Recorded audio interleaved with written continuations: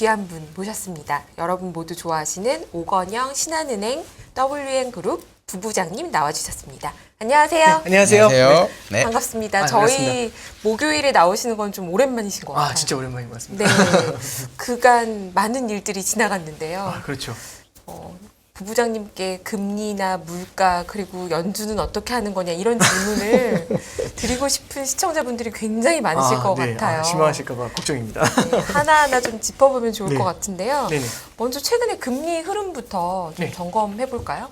네, 이제 일단 첫 번째는 연준 사이드에서 나오는 얘기들이 일단 몇 가지가 있는데 네. 지난주에 CPI가 굉장히 컸었죠. 그쵸. 소비자 물가 지수가 이제 7.7%가 발표가 되면서 그때 이제 10년짜리 국채 미국 금리 떨어지는 거 보니까 드라마틱하게 떨어지더라고요. 그래서 10년하고 2년하고 같이 한번 크게 주저앉았고 전일 보면 이제 PPI까지도 좀 내려오는 그런 모습인데 독특한 거는 어떻게 보면 이제 그 기대 인플레이션 지수들은 크게 주저앉지 않았는데 오히려 그런 데보다는 이 CPI나 PPI가 좀 내려온 것들 여기에 시장이 굉장히 크게 환호하는 모습들 이런 것들을 좀 볼 수 있었던 것 같습니다. 저는 좀 기본적으로 좀 바라보고 싶은 게 연준이 지금 보여주고 있는 이 시그널하고 이 CPI가 둔화된 거 같이 결합을 해서 보면은 네. 약간 시장하고 연준이 다른 생각을 할 수도 있을 것 같다라는 생각을 좀 하게 되는데요. 연준이 이제 얘기하는 거는 결국에는 지난번 FOMC에서 제일 처음 얘기했던 게 이제 how fast, 그 다음에 이제 how high, 그 다음에 how long 이 세 가지가 이제 우리의 화두인데 how fast는 우리가 너무 많이 뒤쳐져 있다 보니까 빨리 쫓아 올라가서 일단은 그 고지를 점령해야 되니까 how fast가 현재까지는 강조점이었다. 네. 근데 이제 어느 정도 왔으니까 이제 우리가 이제 how high를 고민할 때가 됐다라는 얘기를 하면서 그럼 how fast가 우선순위에서 내려가니까 속도 조절에 들어가는 거지 않습니까? 이제 how high가 이제 나오게 되는데 그러니까 이제 우리가 뭐냐면은 예전에는 0.75를 12월 달에도 한번 더 올리고 뭐 세게 가는 거 아니야 하다가 이제는 12월 달에는 0.5, 네. 그 다음에 내년 2월 달에는 0.25, 그 다음에 그 다음 달에는 또 0.25 이렇게 이제 기대를 했던 거지 않습니까? 네. 근데 여기에 CPI가 한번 쭉 내려오니까 두 개 같이 만나니까 어떻게 되냐면 12월 달에 0.5, 내년 2월에 0.25 한 다음에 스톱? 이제 이런 생각을 하게 되는 거죠. 네. 그럼 전체적으로 이제 연준의 금리 인상 스탠스가 살짝 눌려줄 것이다라는 생각이 첫 번째가 되는 거고요. 그 다음에 이제 이 기대감을 같이 머금고 있었던 국채 시장이 굉장히 환호하면서 반응을 하니까 이제 국채 금리가 크게 내려가고 국채 금리가 내려가는 거에 달러라든지 그 다음에 이제 결국엔 주식 시장, 자산 시장도 같이 반응했던 거 아닌가 이제 그렇게는 좀 보고 있습니다. 근데 지금 10월 물가 이제 서프라이즈라는 표현까지 쓰면서 이제 CPI가 서프라이즈다 이런 네. 얘기가 언론에 계속 나왔고. 네. 근데 막상 저는 숫자를 보면 여전히 7.7이었잖아요. 네. 이게 이렇게 우리가 막 환호해야 되는 수준인 건지 전망이 계속 많이 내려갈 거라고 보고 있는 건지 어떻게 보시나요? 일단 미래를 예측하기 위해서는 추세선이 서야 되지 않습니까? 네. 추세선이 서려면 한 달이나 두 달이라도 좀 내려오는 게 보여줘야 되는데 이게 내려온 폭이 간만에 크게 내려온 겁니다. 참고로 말씀드리면 올해 3월 달에 8.5까지 올랐었던 물가가 4월 달에 한번 살짝 내려왔거든요. 그때 시장이 이제 고점이다 하면서 박수를 꺄우 하고 치면서 그때 자산 시장이 한번 세게 몰아 올렸던 적이 있어요. 그 두 번째가 언제 있었냐면 6월 달에 소비자 물가 지수가 고점을 기록하는데 그게 9.1이었습니다. 거기서 이제 8.7 이러면서 내려올 때 그때도 한번 크게 환호한 적이 있는데 그게 이제 6, 7월 달에 나스닥 25% 반등을 만들었었던 그런 경험이 있거든요. 그런데 이제 그런 이제 하락세를 보이다가 더 떨어지지 않고 또 주춤하니까 그때부터 또 실망을 하는 거죠. 이번에 이제 0.5에서 0.6% 전월 대비 내려왔는데 이런 걸 바라보면서 그러면 이 추세대로 내려가게 되면 고지가 머지 않았다. 이제 이런 생각을 좀 하게 되죠. 그리고 연준도 결국에는 세게 때리고 있는데 이 세게 때리는 거에 반응을 하고 있는 거 아니냐. 이제 이런 얘기들이 나오면서 시장에서는 좀 긍정적인 기대감을 갖고 있는 것 같아요. 근데 저는 이제 좀 그런 생각을 좀 합니다. 그러니까 CPI라는 게 그러니까 소비자 물가지수라는 게 물가라는 게 정해져 있는 미래를 갖고 있는 게 아니라 내가 어떤 행동을 하는지에 따라서 달라지는 것 같아요. 예를 들어서 이제 우리 집에 멍멍이가 있는데 그 멍멍이는 저를 항상 따라다녀요. 근데 이제 사람들이 물어보는 거죠. 1시간 후에 이 멍멍이가 어디 있을까? 그럼 소파에 있을까? 화장실에 있을까? 아니면 부엌에 있을까? 제 옆에 있을 거거든요. 네. 그 얘기는 제가 어디가 있는지 따라 다 다르거든요. 그렇죠. 그 얘기는 제가 어떤 액션을 하는지에 따라서 얘가 달라질 수 있다는 겁니다. 연준이 어떻게 나와주는지에 따라서 시장이 어떤 반응을 보이는지에 따라서 바뀔 수가 있다는 겁니다. 참고로 하나 말씀드리면 6월달, 7월달에 잠깐 되새겨보죠. 6월 달에 자이언트 스텝이 딱 발표가 된 다음에 그때가 첫 자이언트 스텝이었어요. 네. 그걸 한 다음에 연준도 살짝 걱정이 됐었던 것 같아요. 그래서 애틀랜타 연은의 보스틱 총재라는 사람이 있어요. 그분을 제 생각에 앞세워가지고 약간 중립적인 분이거든요. 비둘기파가 좀 살살 가자라고 얘기하면 시장이 별로 반응을 안 합니다. 근데 매파가 살살 가자라고 얘기하면 시장이 너무 크게 반응하죠. 끝났나? 이렇게 생각하는 거죠. 매파가 반응하면. 이럴 때는 중도파가 반응하는 게 제일 좋습니다. 아리까리 하거든요. 그래서 중도파인 보스틱 총재한테 등 떠밀어가지고 얘기하게 하죠. 뭐냐면은 금리 인상을 9월 정도에 조금 천천히 갈 수 있을 거야. 이 얘기를 했거든요. 그 얘기가 시장에는 엄청난 환호성을 지르게 만듭니다. 그게 이제 소비자 물가지수 내려오는 거 딱 만나 있는 거죠. 그러면서 이제 그때 나스닥이 6, 7월 달에 주가가 저점 대비해서 25%를 밀어 올리는데 이걸 보면서 연준에서 판단한 건 그거죠. 죄송합니다. 굉장히 중요한 표현 중에 하나가 나오는데 자이언트 스텝을 6월, 7월 연속으로 0.75%를 인상했음에도 불구하고 자산 시장에서는 금융시장에서는 완화적인 스탠스가 나타난다. 완화적인 흐름이 나타난다는 얘기는 금융시장의 유동성이 넘친다는 얘기죠. 자산 가격이 엄청 오르고. 네. 이거는 인플레이션을 제압하는데 굉장히 큰 악재가 될 수 있다는 얘기를 합니다. 그러면서 이제 8월 말에 잭슨홀에서 작심한 거 기억나시잖아요. 작심하고 딱 8분 동안 얘기가 나오잖아요. 그렇죠. 인상 탁 쓰고 나와서 세게 얘기했죠. 그러니까 물론 뭐 과거를 뭐 이렇게 가정을 한다는 건 의미가 없겠지만 만약에 6, 7월 달에 그 정도의 환호성이 나오지 않았다면 잭슨홀에서 그 정도까지 갔을까라는 생각은 좀 해봐요. 네. 그 얘기는 뭐냐면 지금의 반응들을 보면 지금의 이제 소비자 물가 지수가 나오는 걸 보면서 시장이 반응을 하잖아요. 이 시장의 반응에 대해서 연준이 다른 생각을 할 수도 있고요. 만약에 연준이 여기서 피버팅 같은 거를 잘못 시그널을 줬다가 시장이 더욱더 뜨겁게 반응을 하고 그렇게 됐을 땐 인플레이션이 다시금 준동을 할 수도 있지 않습니까? 그쵸. 참고로 하나 말씀드려 볼까요? 예를 들어서 지금 연준이 인플레이션, 이 엄청난 인플레이션과 싸우기 위해서 쓰고 있는 방법은 두 가지일 겁니다. 첫 번째는 금리를 인상해서 잡아내리려고 하는 거고요. 두 번째는 달러 강세를 유도해서, 그러니까 강달러와 역대급 강달러와 역대급 금리 인상으로 한꺼번에 때리고 있지 않습니까? 네. 이렇게 때려도 휘청이질 않아요. 어마어마한 물가죠. 근데 만약에 피버팅을 하게 되면 달러가 약세로 돌겠죠. 그럼 약달러와 낮아진 금리지 않습니까? 두 개로 같이 눌러서 간신히 고개를 꺾어놨는데 만약에 피버팅을 해가지고 약달러와 금리 하락으로 만약에 반응을 하게 되면 물가가 다시 고개를 들지 않을까요? 네, 뛰겠죠. 그럼 어떻게 될까요? 다시 금리 인상을 해야겠죠. 그럼 금리 인상 기대가 다시 커지면 달러를 다시 건드리겠죠. 그러니까 일단은 밀어붙이고 있으니까 밀어붙인 대로 밀고 가야 됩니다.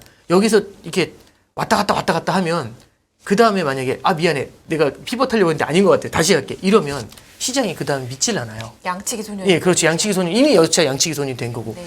그래서 저는 좀 생각을 하는 게 약간 물론 소비자 물가 지수가 살짝 고개를 내렸다는 거는 저는 되게 긍정적인 시그널이라고 생각합니다만 아직까지 2%의 목표까지 내려오려면 그 추세를 확인한 거는 아직 아니에요. 두 번째는 이걸 보면서 연준의 피벗까지 생각하는 거는 조금은 좀 나가 있는 기대가 아니겠는가 이제 그런 생각을 좀 해보게 됩니다. 이번에 물가가 7.7이긴 한데 네. 뒷자리까지 보니까 7.73인가 그렇더라고요, 사실은. 네. 그러니까 0.02가 더 올랐으면은 7.8인 거잖아요. 네. 그럼 컨센이 7.9였으니까 이렇게 좋아했을까가 첫 번째 의문. 두 번째는 원래 매월 10월 달이 이제 의료 비용을 항상 네. 리셋하는 달이잖아요. 네. 그래서 마이너스 0.6이 나왔는데 60년에 가장 낮은 숫자더라고요. 네. 그 전에 낮은 숫자가 71년 10월 달, 똑같은 10월 달인데 마이너스 0.57이더라고요. 네. 그러면 사실 이번에 물가가 정말 그렇게 많이 내린 거냐에 대한 퀘스천이 하나 있고 저는. 네네. 두 번째는 우리가 이제 CPI만 계속 보는데 네. 연준은 어쨌든 원칙적으로는 PC를 그렇죠. 보게 돼 있고 네. PC는 현재 5.1% 핵심 PC가 그렇게 돼 있는데 그 의료 비용은 사실은 이 CPI는 8%밖에 안 되는데 PC는 20%쯤 되잖아요. 그렇죠. 더 많잖아요. 네. 근데 의료 비용이나 이 주거비가 생각보다 안 빠지면은 네. 핵심 PC는 잘 안 내려오는 거 아니냐라는 걱정도 네. 사실 있거든요. 네. 이 두 가지에 대해서 저희 부장님 의견을 좀 듣고 싶습니다. 일단 세부적인 내용들 진짜 잘 뜯어보신 거고요. 저도 근데 이제 이건 확실한 것 같아요. 첫 번째는 그 내면에 있는 걸 뜯어보기 전에 헤드라인이라든지 근원 소비자 물가 지수가 살짝 고개를 숙였다는 거는 이거는 두말할 나위 없이 긍정적인 건 맞습니다. 네. 근데 세부를 뜯어봤을 때 환호성을 지를 정도냐? 근데 제 생각에는 그 세부에서는 중고차 가격이 내려온 것 정도로 제외하면 그리고 이제 서비스업 물가하고 말씀해 주셨던 서비스업 물가 사이드하고 그다음에 이제 임대료의 상승 폭이 크질 않았어요. 네. 그러니까 이제 요 정도에서 시장이 조금은 좀 과하게 반응을 하지 않았나 그 생각을 합니다. 인들도 MOM 확대가 되긴 됐더라고요. 그렇죠. 0.5 예, 됐으니까 0.1 정도 사실은. 올라갔죠. 예, 지난번 0.7, 0.8 이렇게 예. 됐으니까. 근데 그 속도가 그렇게 크진 않을 것 같고 또 하나는 그런 이제 뭐냐면은 합리적인 의심을 하게 되는 거죠. 뭐냐면 임대료가 실물 경제에서는 낮아지고 있다는 폴 크루그만 얘기가 있었잖아요. 네. 최근에 보면은 실제 진로 같은 데서 보면 내려오는 게 보여요. 근데 임대료라는 거는 사실은 반영되는 게 후행을 하지 않습니까? 그렇죠. 그러니까 임대료를 바라보면서 사실 가면 이렇게 백미러 보고 운전하는 거잖아요. 앞을 가려놓은 상태에서 백미러 보면서 가는 거죠. 퉁 치면 백미러 보면서 아 이게 뭐였구나 이렇게 가는 거거든요. 그러니까 사실은 그것보다는 앞서가는 것들을 같이 감안했었을 때는 이 정도면 연준도 기존의 스탠스를 좀 바꾸지 않겠어라는 그런 기대를 좀 크게 하는 거죠. 저는 되게 중요한 포인트를 짚어주셨다고 생각을 하는 게 PCE에서 어떻게 반응이 나오더라도 시장이 기대하는 거는 조금은 좀 달라진 것 같은 게 이런 거죠. 잭슨홀 이후에는 연준이 얘기하는 수사를 또 시장이 받아들이기 시작하면서 연준의 말에 하나하나 겁을 먹었어요. 그렇죠. 근데 그 잭슨홀 이전에는요, 연준이 말하면 아이고 할 수 있겠어? 이런 분위기였거든요. 설마 하겠어. 그러면서 연준은 컨설팅을 그런 식으로 하면은 경기 침체 오면서 무너지게 돼. 그러니까 이제 금리를 잡아 내려버리잖아요. 기준금리 인상해서 장기금리가 내려오잖아요. 근데 8월달 이후에는 어떻게 되냐면 시장이 망가진다, 기준 경기 침체 올 수 있다 이렇게 해도 그 시장 금리가 밀려 올라가지 않습니까? 전 양적 긴축의 영향만 있는 건 아닌 것 같아요. 그것도 있지만은 연준이 말하는 수사에 시장이 이제 이게 투영이 되고 있었던 거죠. 되게 겁을 먹었던 겁니다. 근데 이번에 CPI가 그렇게 발표가 되면서 시장은 다시 한번 생각을 하는 거죠. 연준이 그렇게 할 수 있겠어? 그래서 연준하고요, 조금 컨센서스가 또 멀어지고 있습니다. 이게 그러면은 연준 입장에서는 지금 이 인플레이션을 최대한 빠르게 잡기 위해서는 대동단결해서 딱 데리고 가야 되거든요. 또 말을 안 듣기 시작하는 거잖아요. 그러면 그래서 올해 보면은 연준이 멀어져 있는 시장을 땡겨와가지고 연준의 컨센에 맞춰서 연준이 몰고 가는 대로 몰고 가고 싶은 건데 여기서 계속 이제 벌어져 가는 모습이잖아요. 그래서 간신히 맞춰놨는데 이번에 CPI 고개를 숙이니까 다시 벌어집니다. 그래서 이제 연준 위원들이 매파든 비둘기파든 한꺼번에 쏟아져 나와서 하는 얘기가 전부 다 아직 환호성을 지를 때는 아니다. 네. 이걸 공통적으로 얘기하고 있는 거죠. 저는 PCE에서는 그렇게 드라마틱한 하락이 나타나지는 않을 것 같아요. 근데 약간의 하락이라고 해도 여기에 대해서는 시장이 되게 좀 뭐랄까요? 이제 끝인가? 이런 생각들을 되게 많이 하게 되는 것 같아요. 예.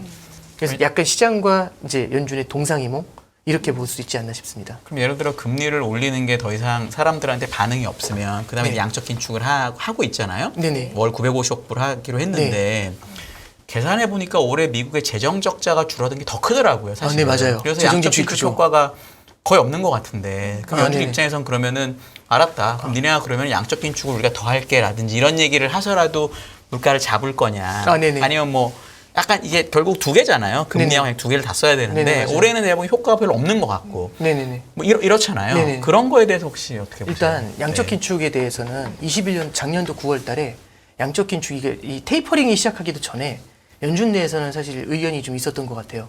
그걸 누가 얘기했냐면 이제 에스더 조지라는 분이 얘기를 해요. 캔자스시티 연은의 총재거든요. 그분이 얘기를 할 때 두 가지를 놓고 얘기합니다. 그래서 금리 인상을 많이 할까 아니면 양적 긴축을 병행할까 그 장단점에 대해서 고민을 하게 돼요. 에스더 조지 총재는 뭐라고 얘기하냐면 금리 인상을 한다면 옛날보다 금리를 많이 올려야 될 겁니다라고 얘기해요. 왜냐하면 결국에는 단기 금리를 끌어올려서 장기 금리를 같이 밀어 올리는 게 핵심인데 지금 옛날보다 대체도 지표가 훨씬 커져 있으니까 누르는 힘이 엄청 강한 거거든요. 그러면 단기 금리를 웬만큼 끌어올려도 얘가 잘 안 올라갈 수 있어요. 옛날처럼. 네. 그러면 우리가 목표로 하는 장기 금리까지 끌어올리려면 단기 금리를 생각보다 많이 올려야 될 걸 이 얘기를 한 거죠. 그런데 그 과정에서 잘못하면 장단기 금리가 역전이 나타날 거고 이렇게 됐었을 때는 은행 시스템에 의도하지 않은 긴축 효과가 나타날 수 있어요라는 게 에스더 조지 총재의 의견이었어요. 그러면서 이제 반대편에서 양적 긴축으로 가면 어떻게 될까라고 할 때 양적 긴축의 가장 큰 장점은 결국에는 사실상의 긴축처럼 보이지만 긴축 같지 않은 긴축이 될 수 있다라고 하는 건 단기 금리를 올리지만 장기 금리가 더 먼저 올라가지 않습니까? 네. 양적 긴축을 하니까 그럼 장단기 스프레드가 벌어지게 되면 은행 시스템이 건전해져 있는 상태에서는 대출이 늘어날 수 있어요. 그럼 중앙은행 시스템에서는 긴축이 들어가지만 양적 긴축하고 이걸로 근데 실물 경제에서 은행에서는 대출을 빼내니까 이렇게 되면은 오히려 좀 충격을 최소화하면서 민간 경제의 힘으로 이제 다시 실물 경제를 돌리지 않을까라고 해서 에스더 조지 총재는 양적 긴축 쪽을 갖다 힘을 실어줘요. 네. 그래서 올해 6월 달에 처음으로 자이언트 스택 갈 때 딱 한 명이 반대합니다. 0.7로 가는 거. 에스더 조지가 반대해요. 근데 참고로 말씀드리면 에스더 조지는 작년에 매파가 2명이었거든요. 블라드보다 빠르게 금리 인상해야 된다고 얘기했던 사람이 매파 중에 한 명입니다. 근데 그 사람이 6월 달에 반대를 했죠. 그래서 이제 에스더 조지는 무슨 얘기를 하냐면 차라리 양적 긴축의 속도를 올리거나 규모를 올리거나 아니면 이제 국채는 이제 말씀해 주셨던 거는 재정 사이드의 긴축이라는 건 팩트예요. 그리고 국채 사이드에서는 월 600억 달러 줄이는 거는 크게 문제가 안 되는 것 같아요. 만기 도래하는 것들 보면. 그 최악의 경우에 MBS 가 TV를 문제죠. 정지면 되죠. 그렇죠. 맞아요. MBS가 문제죠. 네, 350. 그래서 이게 8월 달에 캔자스 시티에서 뭐가 있냐면 잭슨홀 연설이 있죠. 네. 그래서 거기서 잭슨홀 연설하기 전에 저 이제 어디서 했죠? 폭스뉴스인가 이제 CNBC인가 이제 거기서 경치 그 좋은 데서 연중 그 지역 연은 총재들까지 앉혀가지고 인터뷰를 해요. 거기서 이제 에스더 조지도 인터뷰를 했거든요. 거기서 기자가 굉장히 퀵하게 질문합니다. 제 생각엔 이 사람이 이제 잘 방어를 할 것 같으니까 전혀 그런 질문이 나오지 않는 타이밍에 딱 뭐라고 던지냐면 혹시 굉장히 뜬금없는 타이밍에 요번에 MBS 매각도 생각할 수 있나요? 라고 딱 질문했거든요. 네. 그랬더니 에스더 조지가 살짝 놀라다가 probably 딱 이랬거든요. 네. 아마도 그 얘기가 나올 것 같다는 얘기를 했던 거죠. 그 얘기는 MBS 매각에 대해서 고민할 수 있다는 얘기예요. 그거는 연준 입장에서는 또 다른 카드 중에 하나입니다. 만약에 시장이 말을 안 들으면 MBS 매각이라는 카드를 쓰잖아요. 그럼 양적 긴축을 강화할 수가 있어요. 금액이 똑같더라도. 네. 이게 너무 좀 자세한 내용이라서 말씀드리기 좀 어렵지만 그렇게 이제 갈 수 있거든요. 이제 예. 리파이낸싱과 관련된 거잖아요. 뭐 얘기를 좀 해주시면 조금 좋아하실 것 해주시면 같아요. 좋을 것 예. 같아요. 이게 네. 임대료랑도 관련이 네, 있어서. 그렇죠. 네. 이게 이슈는 뭐냐면 MBS 요즘 연준에서 고민하는 게 뭐냐면 MBS를 많이 사주기 때문에 MBS 금리가 낮아지고 네. MBS 금리 자체가 낮아진 게 중요한 게 아니라 MBS 금리가 올라가지 못할 거라는 기대감이 생기게 되면 네. 주택담보대출 받는데 금액이 클 거지 않습니까? 그렇죠. 핵심은 뭐냐면 금리가 낮은 것도 중요한데 이게 저도 기업체나 이런 데 여쭤보면 환율이 올라가는 게 좋습니까? 내려가는 게 좋습니까? 다 싫고 안정되는 네. 거죠. 이게 네. 예측 가능해야지 뭘 하잖아요. 그쵸. 금액이 크더라도 이자 비용이 어느 정도 예측 가능하면 움직이기가 쉽지 않습니까? 낮아진 금리로 상당 기간 유지될 수 있다면 저금리가 장기화될 수 있다는 합리적 기대가 생기면 얼마든지 주택시장으로 들어올 수가 있어요. 네. 그렇죠. 예. 그리고 고정금리라고 해도 얘네들은 리파이낸싱이 쉽거든요. 네. 그럼 금리가 낮아졌을 때 리파이낸싱을 할 수 있다는 기대가 생기니까 금리가 낮은 상태로 계속 유지가 되고 살짝 오르더라도 다시 내려올 수라는 기대가 있다면 그러면 얼마든지 주택을 살 때의 부담이 줄어들 수가 있습니다. 근데 MBS 사이드를 건드려가지고 모기지 금리를 변동성을 높여버리잖아요. 그러면 이거죠. 제가 큰 금액의 주택담보대출을 받는데 예를 들어 뭐 3억 4억 받는데 그럼 한 달에 이자가 많이 나가잖아요. 근데 지금은 금리가 싸서 얼마 안 나가요. 그러면 이제 말씀하시는 거죠. 그러다가 나중에 금리 올리면 어떡하려고. 제가 하는 얘기죠. 20년 동안 금리가 오른 적이 없어요. 이러면 지를 수 있거든요. 그쵸. 근데 금리가 요동을 치면 그러니까 MBS 금리의 변동성을 확대시키는 전략이 나올 수 있습니다. 근데 이게 9월 달에 FOMC 끝나고 FOMC 때 파월 의장한테 기자회가 질문을 해요. MBS 매각이라는 표현을 안 하고 자산을 갖다가 셋오프를 할 계획은 왜냐면 지금은 양적 긴축이 국채든 MBS든 만기가 도래하면은 그냥 자연 만기분만 소화를 해버리는데 국채는 600억 달러 만기가 도래해요. 근데 MBS는 350억이 도래하지 않을 수가 있거든요. 그 물량이 모자라가지고. 그러면 셋오프를 할 수가 있냐라는 질문을 하는데 아직은 아닌 것 같다 이 얘기를 합니다. 네. 그러니까 8월 달에 에스더 조지가 했던 얘기가 사실은 에스더 조지 의견이 묻혀버렸던 거죠. 그 얘기는 양적 긴축을 통해서 긴축 사이드를 가져가는 게 아니라 기준금리를 끌어올리면서 긴축 사이드를 가져가려고 전략을 쓰는 것 같아요. 근데 이제 여기서 이제 에스더 조지가 얼마 전에 얘기한 게 저는 되게 중요한 포인트가 하나 나왔던 게 네. 뭐라고 얘기를 하냐면 이제 속도 조절을 해야 될 때가 됐다. 왜 속도 조절을 하냐면 지금의 인플레이션은 생각보다 끈적끈적하고 잡아내릴 때까지 물론 이번에 7.7이 나오긴 했지만 이거 목표로 하는 2%로 내려올 때까지 생각보다 시간이 오래 걸릴 수가 있잖아요. 그럼 장기전을 준비해야 되고요. 장기전을 하려면 꽤 오랫동안 긴축을 유지해 줘야 됩니다. 근데 우리 그 운전할 때 고속도로 보면 그런 거 있잖아요. 뭐 또 혼자 너무 빨리 가려고 하면 뭐 평생 빨리 간다. 뭐 이런 그런 표 보신 적 있지 않으세요? 긴축도 똑같습니다. 너무 세게 긴축을 하려고 하면 금융 시스템에 불안을 부르잖아요. 그렇죠. 그럼 긴축을 제대로 할 수가 없어요. 그럼 왔다 갔다 할 수 있거든요. 네. 영국에서 이번 사례를 보셨지 않습니까? 연준도 이제 그걸 느낀 거예요. 그럼 무슨 얘기를 하는 거냐면 자산 시장의 변동성을 너무 크게 만들지 않는 상태에서 긴축을 진행하는 게 맞다라고 얘기를 해요.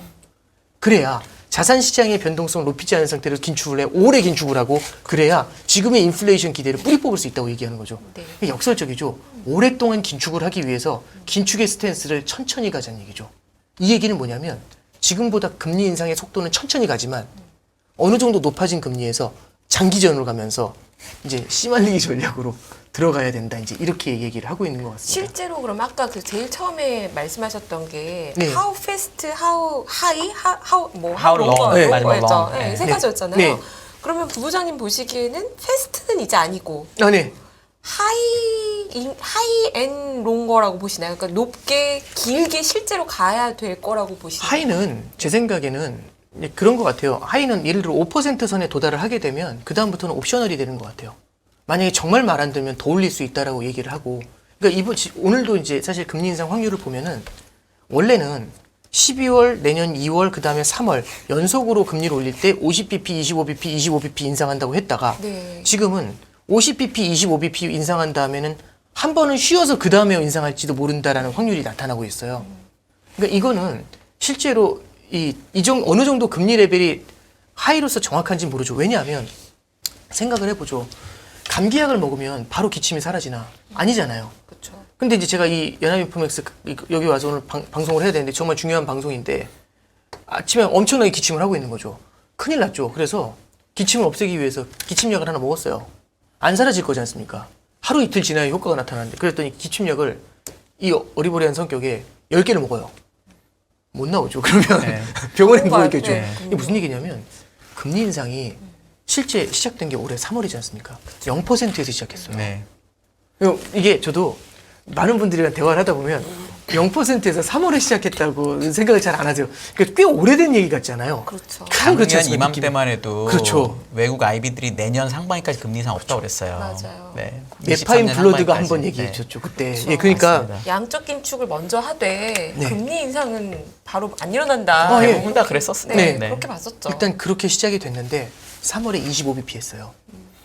5월에 50bp 들어갔습니다. 네. 그러니까 5월 말까지 미국의 기준금리는 0.75 했어요. 네. 상단이 그렇죠. 퍼센트, 상단이 상단이 1이었죠. 퍼센트. 예, 그렇게 네. 갔었죠. 근데 그 다음에 6월 달부터 해서 6월, 7월, 9월, 11월을 자이언트 스텝을 4차례 연속으로 갑니다. 네. 그러면 자 보세요. 본격적으로 금리가 올라가기 시작한 건 6월이라고 한번 잠깐 생각을 해보죠. 그쵸. 물론 이제 이거는 뭐 본격적이라는 걸 어떻게 해석하냐에 따라 다르겠지만 그럼 6월부터 금리 인상이 시작됐다면 6월에 시작된 금리 인상의 효과가 닥쳐오는 게 언제쯤이 될까? 지금이 11월 중순이잖아요. 그렇죠. 6월 중순에 인상을 했고 이제 5개월 5개월 정도 지났거든요. 네. 그러면 그 금리 인상의 파고가 어떻게 닥쳐올까? 얼마 전에 연준 위원 중에 누군지 모르겠는데 그 얘기를 하시더라고요. 뭐냐면 금리 인상을 한 게 그러니까 소비에 영향을 준다 이걸 떠나서 이자에 영향을 준다 이걸 떠나서 금리 인상을 한 게 실제로 수요를 꺾어가지고 물가를 안정시키는 데까지 물가에 영향을 줄 때까지는 약 12개월에서 18개월 정도의 시차가 필요할 것 같다라는 얘기를 한 게 있어요. 그럼 사실상 이 효과가 향후에 어떻게 나타나게 될지는 아무도 모르지 않습니까? 병원을 잘못하면 병원을 가게 될 수 있잖아요. 그렇죠. 그럼 이런 상태에서 계속 백미러 보면서 0.76씩 달릴 거냐? 네. 그러니까 우리가 보이는 소비자 물가 지수는 지난달에 지난 1년 동안의 물가지 않습니까? 이걸 보면서 달릴 때가 아니라 지금은 이제 금융 안정도 어느 정도 신경을 쓰니까 자산 시장의 급격한 변동성까지 신경 쓰면서 긴축하지 않게 이제는 좀 편안하게 가야 될 것 같다. 편안하게 가야 된다는 게 아니라 장기전에 대비해야 된다. 이제 이런 생각을 좀 하고 있는 것 같아요. 그래서 오래 긴축하기 위해선 천천히 가야 된다는 겁니다. 이게 연준의 포인트인 것 같아요. 2018, 19년에 보면은 네. 금리 2.5 올리고 나서 네. 2019년에 거의 7개월을 2.5%를 유지를 네. 했었거든요. 그렇죠. 그리고 이제 7월에 25% 내리고 근데 네. 사실은 이 시장 금리 그 전부터 다 빠지고 있었고 네, 다 빠지고 있었죠. 주식은 이미 그 전에 반등을 했고 네. 그럼 그때 7개월도 의외로 되게 길게 유지됐다고 생각하는 사람들이 되게 많거든요. 아, 네. 저도 그렇게 느꼈던 사람 중에 하나인데 네. 이번에 만약에 장기로 간다, 예를 들어 4.75가 상단이라고 만약에 쳤을 때 네. 장기로 간다면 저희 부부장님 얼마나 장기로 지금은 딱 뭐 앞으로 아무도 모르지만 네, 그렇죠. 지금은 어느 정도 장기로 보실까요? 네, 일단 첫 번째는 이제 2019년도의 얘기를 먼저 하나 좀 첨언을 드리면 2019년도에는 사실 단계가 있었어요. 2019년도 1월 달에는 첫 번째는 금리 인상을 멈추겠다는 얘기를 했고요. 네. 근데 금리 인상을 멈추니까 마치 햇님 달림에 나오는 호랑이 같았어요, 시장이. 금리 인상을 멈추니까 뭐라고 하냐면 하면서 양적 긴축 멈춰줘. 이렇게 얘기했거든요. 그랬더니 파월 의장이 뭐라고 했냐면 양적 긴축은 오토파일럿이다. 이건 자동으로 줄여야 되는 겁니다. 이렇게 얘기를 하거든요. 네. 그랬더니 시장이 그래요? 하면서 또 흔들려요. 이게 2월, 3월에 또 한 번 흔들려요. 그랬더니 파월이 3월 달에 나와서 양적 긴축 조절할 수 있다고. 그 다음에 3월 달에 양적 긴축을 멈춰요. 그랬더니 이제 5월 달에 미중 무역 분쟁이 또 그 5월 5일 날 그때 19년도 5월 5일 어린이날 트럼프 트위터가 있었어요. 네. 그러면서 이제 또 시장이 막 흔들리니까 그때 당시에 이제 연준한테 얘기했던 게 뭐냐면 양적 긴축이 중요한 게 아니라 이제 금리 인하를 해줘야 돼. 이렇게 얘기를 한 거죠. 그랬더니 이제 파월 의장이 금리는 안 돼. 그랬더니 또 한 번 울었거든요. 그랬더니 6월 달에 나와서 금리 인하를 고민할 수 있다. 그래서 바로 다음 달에 그렇죠. 했어요. 그런데 네. 7월 달에 했죠. 네. 근데 3번 연속 하게 되죠. 네. 그게 이제 그때 당시에 19년도의 스토리예요. 그러니까 그 6개월 동안도 기다렸다라기보다는 그 내부에서 굉장히 많은 되돌림이 있었던 것 같아요. 그 기간에 주가는 네. 잠깐 얘기는 하셨지만 그냥 쭉 오른 거랑 마찬가지예요. 거의 흔들리고 뭐 쭉 오르고. 근데 흔들렸다고 보기는 너무나 근데 이제 약소하기 뭐 때문에 그러니까 이번에 이게 비하면 사실 그 그냥 뉴스에 쭉 대한 오른 건데 그 반응을 보시는 게 되게 중요한 것 그렇죠. 같아요. 예, 그러니까 예. 뭐 그거는 제 생각에는 보는 시각에 따라 좀 차이가 있는 것 같고 그리고 예. 그 시청자분께서 질문을 주셨는데 이게 뭐 김기형님이라는 분의 질문이에요. 네. 시장이 이번에 인플레이션이 잡히는 것처럼 보이면 연준이 피벗이 나올 거다 기대를 하는 것 같지만 정작 연준은 침체로 올린 금리를 다시 내려도 그러니까 경기 침체가 와서 올 것 같아서 금리를 다시 내려도 인플레가 다시 안 올 것 같다라는 생각이 될 때 가서야 피벗을 할 것 같은데 네. 어떻게 생각하시느냐 네, 이런 저도 질문. 그러니까 우리는 그러니까 확실하지 않으면 안 여러 한다. 가지 편견들이 존재하잖아요. 그 네. 편견들은 과거의 학습을 통해서 만들어져요. 금리는 천천히 오르고 내려갈 땐 빠르게 내려가고 천천히 오르고 빠르게 내려가고 그렇죠. 그거하고 비슷한 모습이 주가는 천천히 오르고 빠르게 내려가고 네. 천천히 오르고 빠르게 내려 이런 인식이 되게 있거든요. 그럴 때 피벗이 나오면 주가는 또 바닥치고 오르고 이런 기대들이 되게 많이 존재하지 않습니까? 네, 그러면 이번에도 그런 것 같아요. 지금 시장이 기대하는 건 많이 내려온 것 같아요. 바닥치고 올라갈 것 같은데 그럼 그 모멘텀이 뭘까를 찾으면 금리의 고점이 나오는 그 순간 그쵸. 금리의 고점이 나오면 예전의 패턴대로라면 빠르게 내려올 거지 않습니까? 그럼 밀어 올리고 싶은 거죠. 왜냐하면 풀어놓은 돈이 많죠. 채권 시장과 주식 시장으로 몰려 나올 수 있으니까요. 그러면은 이게 어마어마한 호재가 될 수가 있지 않습니까? 근데 연준은 실제로 아까 말씀드렸던 것처럼 자산 시장이 굉장히 큰 부담이 돼요. 잠깐 한번 생각을 해보시면 이제 두 가지를 좀 생각해 볼 필요가 있어요. 미국 사람들의 저축이 상당히 많아요. 저축이 많다는 건 굉장히 긍정적인 면은 첫 번째 이런 겁니다. 경기 침체가 닥쳐올 때 저축이 많거나 일자리를 잃지 않았으면 힘들 때에도 조금씩 빼가지고 쓸 수가 있죠. 그러면 경기 침체를 마일드하게 만들어줄 수 있어요. 네. 버퍼가 될 수 있어요. 네. 근데 문제는 뭐냐면 연준에서 이 걱정을 합니다. 이 저축이 와일드 카드가 된다고. 저는 그게 무슨 소린가 했어요. 근데 와일드 카드가 왜 그러냐면 자 다가옵니다. 경기 침체가 다가오는데 문제는 여태까지 해보니까 저축을 아껴놓을 게 아니라 미리미리 다 써서 앵꼬가 나면 또 중앙은행에서 주는 거잖아요. 돈을. 네. 돈을 정부에서 재정에 지원해주면 이거 못하러 아껴요. 그냥 쓰면 되지. 네. 그러면 이 사람들이 과거에 소비 습관이 있다 보니까 저축을 빠르게 허물으면서 막 메워요. 그리고 그러니까 신용대출을 늘려가지고 신용카드 쓰면서 메워요. 기존의 소비가 안 줄어들어요. 그쵸. 어려운 상황이 와도 소비가 그대로 탄탄히 버텨요. 그러면 저축을 허물면서 버팁니다. 그러면 인플레이션이 잘 안 잡힐 뿐 아니라 그 사이에 인플레이션하고 그 엄청난 싸움을 하는 사이에 저축이 쓰러지잖아요. 그럼 나중에 올라져 버린 금리 때문에 훅 주저앉는 클리프를 만들 수 있어요. 벼랑을 만들 수 있죠. 그러면 사실상 어떻게 가야 되냐면 연준은 저축에 있어서는 지금 쓰지 않고 천천히 쓰게 만들어줘야 돼요. 네. 그럼 어떻게 그걸 할 수 있겠는가? 앞으로 돈 안 줄 거라고요 우리가. 그것도 되게 중요한 포인트죠. 네. 그렇죠. 두 번째는 근데 네. 그 시간은 제 생각에 상당히 많이 줬다고 봐요. 아, 재정 이미? 긴축을 하고 이미? 있잖아요. 네. 근데 이제 저는 그 S 조지 총재가 또 그 부분도 얘기를 하는데 뭐라고 얘기하냐면 금리를 높여놓으면 저축에서 돈이 안 빠집니다. 이자를 많이 이자가 주니까. 많이 들어오니까. 지금 은행으로 예금이 들어오잖아요. 네. 네. 네. 그렇지 않아요. 금리가 높으면 금리가 높고 불확실성이 있으면 자산 시장이나 소비로 안 빠져요. 네. 저축을 아껴놓을 거지 않습니까? 그렇죠. 그리고 저축에 그러니까 저도 미국이 원래 소비의 나라고 사실 부채가 많으니까 금리가 올라갈 때는 부채 부담이 늘어난다라는 생각은 되게 많이 했는데 저축이 이렇게 이례적으로 크게 늘어나 있는 케이스는 사실 저도 많이 본 적이 없었던 것 그쵸. 같아요. 그러다 보니 이쪽을 못 봤던 건데 연준 사이드에서는 저축이 있으니까 이 저축을 천천히 쓰게 만들기 위해서는 금리를 높여주는 겁니다. 그럼 이자 소득이 들어오게 되겠죠. 그럼 이것도 하나의 우군이 될 수가 있습니다. 경기 침체를 방어하는. 그러면 마일드한 경기 침체를 유도를 하면서 금리를 높게 유지하고 마일드한 경기 침체를 유도하면서 인플레이션을 잡는 방법. 그래서 이제 그 생각을 하는 거죠. 결국에는 지금 연준에서 좀 바라보는 건 약간은 이번에 인플레이션이 쉽게 안 꺾일 거니까 장기전을 준비해가지고 기대 인플레이션 확실히 꺾고 가려는 작업이 그 정지 작업을 지금 하고 있는 게 아닌가 그 생각을 해요. 그래서 뭐 4.75에서 얼마를 간다, 5.0에서 얼마를 간다 이게 아니라 그러니까 옛날에 올려놓으면은 6개월, 7개월 전에 쫙 잡아내렸거든요. 그게 아니라 이제 일정 수준 올려놓은 다음에 바라보는 거죠. 거기서 멈추는 게 아니라 뭐 필요하면 0.25를 낮출 수도 있고 어떤 때는 0.25 올린다고 으름장을 놓을 수도 있고 그렇잖아요.